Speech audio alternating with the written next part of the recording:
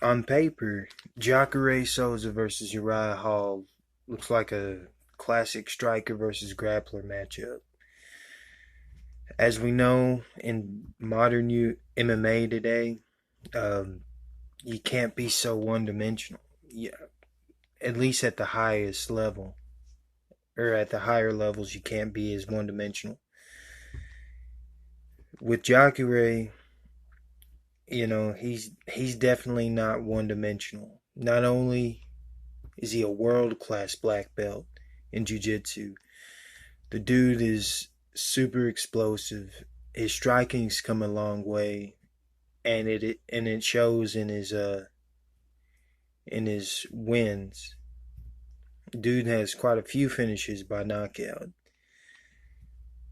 and you can obviously say the same thing about Uriah Hall. In fact, that's his claim to fame. Really, is his head kick knockout. Well, uh, I guess spinning wheel kick knockout on the Ultimate Fighter. That was crazy. Dude is very Uriah is very skilled with his kicks. That's his bread and butter. But with facing the higher competition of the UFC, he's had to deal with a lot of pressure up against him. So, or well, forward pressure. So he's definitely improved with his hands. He's also an explosive guy in himself. They're both legitimate athletes, which you have to be in the UFC anyway. Um, even before that, I watched some of Uriah's, well, like a highlight video of his fights in the karate kickboxing, the thing where they fight in a bowl. It's not. It's where Wonder Boy got a lot of his wins, and I think all of his wins in kickboxing from. Definitely, definitely used his hands a lot back then. Uh, both guys, they're at a bit of a crossroads in their career. Well, it's more of Jacare in a way. Um, I think he had. I can't remember his last fight as a middleweight, but he did lose his last fight at light heavyweight against Jan Blachowicz. A lot of people didn't like that fight. They didn't like that fight, but you know, what I see in this fight, you know, Uriah, he's had problems, like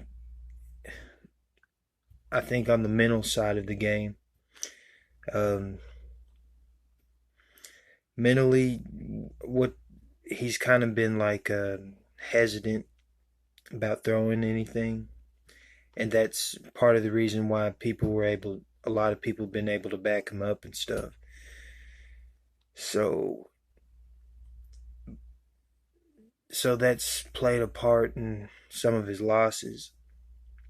Of course, there've been times where he'd get hit and then he'd get mad and get more aggressive.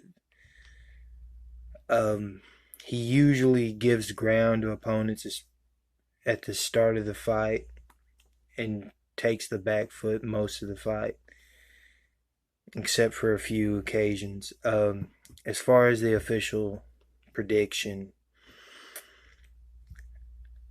I side with Jacare on this one. I think because he's a guy who likes to always be the forward moving fighter. He's always pressuring his opponent. So I see him putting Uriah in an awkward space and Eventually, he's going to land one, that right hand bomb, that left hand bomb.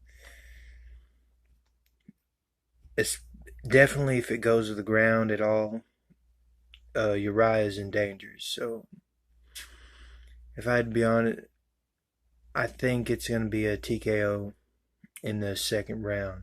If I had to put an official on that. Um, if you watch this video, thank you. I got a bunch more videos. I got a bunch more predictions coming up. Next, what I'm gonna do is Carla Esparza versus Michelle Watterson.